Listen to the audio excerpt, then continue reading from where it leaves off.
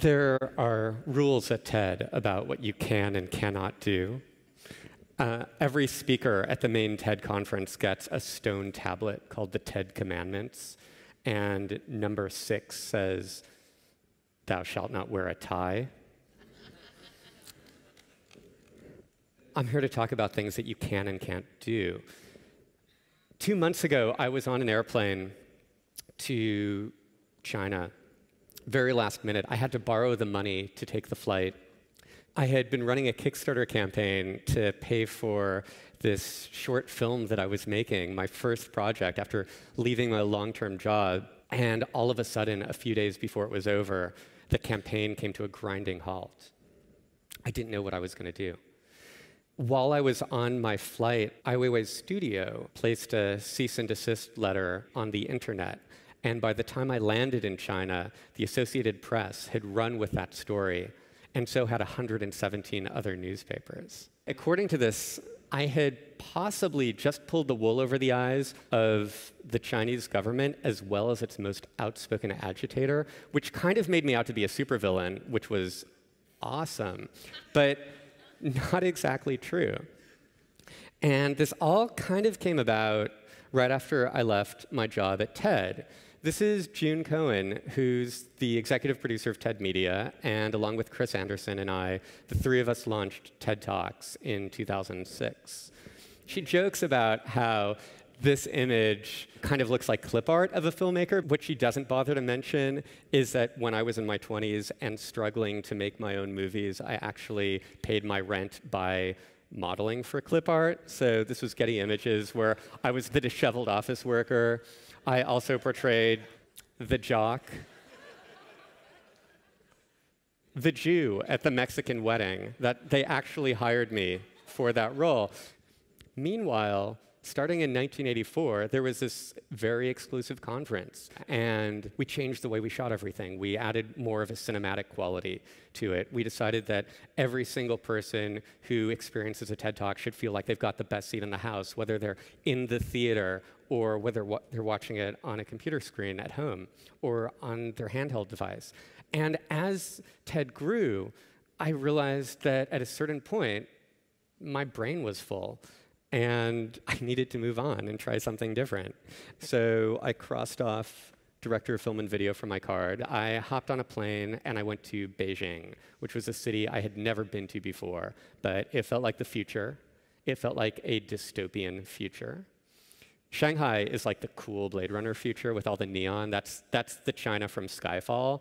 Beijing is the China from the short film that I subsequently made. One of the reasons I went to Beijing was because I'm easily distracted. I wanted to focus on coming up with new ideas to create, and I knew the internet would be blocked for me, so no excuses. But the downside to that is you get a little lonely, and you start thinking, OK, what can I do? What's interesting out here? So I shot an email to one of Ai Weiwei's assistants. He had delivered a TED Talk remotely a few years before. It was sent out of the country on a hard drive and delivered directly to me. And I said, hey, can you recommend, I don't know, anything to do? A restaurant, like, where can I go? She didn't really have any suggestions, but she did say I could visit the studio. The day before I went in was the biggest rainstorm in Beijing history in 60 years. People died. It was incredibly tragic. It got me thinking a lot about disasters. While I was on my way out of TED, I made a series of short documentaries about the earthquake, tsunami, and nuclear meltdown in Japan called We Are All Radioactive, and everyone kind of banded together in these really interesting ways to help each other. And I wondered, would that happen if there was a disaster in a place like China? Beijing is a city of 20 million people. There are 20 million people in the state of California. So I went in to Ai Weiwei's studio. We met for the first time. We talked about disasters. We talked about the flow of information. We talked about art. We talked about technology. And by the end of this conversation, we started talking about the idea of doing something together, which was kind of awesome and intimidating. And I was inspired by all of this to come back a few days later with a full proposal and say, do you want to make a sci-fi movie together? Not as an artist, not as yourself, but as a smuggler in a world without water, or a world running out of water. And I knew we would face all kinds of challenges. Shooting a little indie film in New York or California is one thing without permits. Doing that in Beijing could open up a whole other can of worms. There's this scene in Dodgeball where Vince Vaughn is bribed and he opens up the suitcase and Ben Stiller's character says, $100,000 sure looks different in real life than it does in the movies. And it's like this little tiny, tiny thing. That is what $10,000 in US money looks like in Chinese currency. I was just handing that out like hand over fist to members of the crew that we were assembling. So it was this very local crew we worked with, and they were phenomenal. But because I was an outsider, everything had to be paid in cash in advance. And I borrowed a lot of money to do this because it wasn't cash that I had anymore. I wasn't working. And we started looking around for locations to film in. We did everything kind of close to where Ai Weiwei lives to keep it streamlined. So there was this building that we found that was about to be totally gut renovated. And I went in and I was like, this is fantastic. And there's this amazing angle we could shoot both in a room and in a hallway. So the manager came over and he said, I'm sorry, this place is being torn down in a couple days. And we're like, well, could you maybe delay that? And he did. He left it open for us. And then I was talking to someone else on the crew, and we were talking about how we had 2 different scenes in 2 different hallways. I said, what we'll do is we'll shoot the scene with the hallway. We'll go outside and shoot some of our outdoor footage. We'll redress the set. We'll come back, and then we'll shoot in that same hallway, but it'll look like a totally different hallway. There's a dozen doors. No one will know. And she said, wait, there are not 12 doors in that hallway. And I learned right then and there that specificity is different in different cultures. And I said, OK, 8 doors, 10 doors, whatever. She said, no, I do not believe there are 8 or 10 doors in this hallway. So I said, OK, my point is we shoot inside, we shoot outside, half a dozen doors. No. And I was like, OK, we shoot inside, we go outside, we go back inside. There's a number of doors called N. We shoot at door N-1. Yes.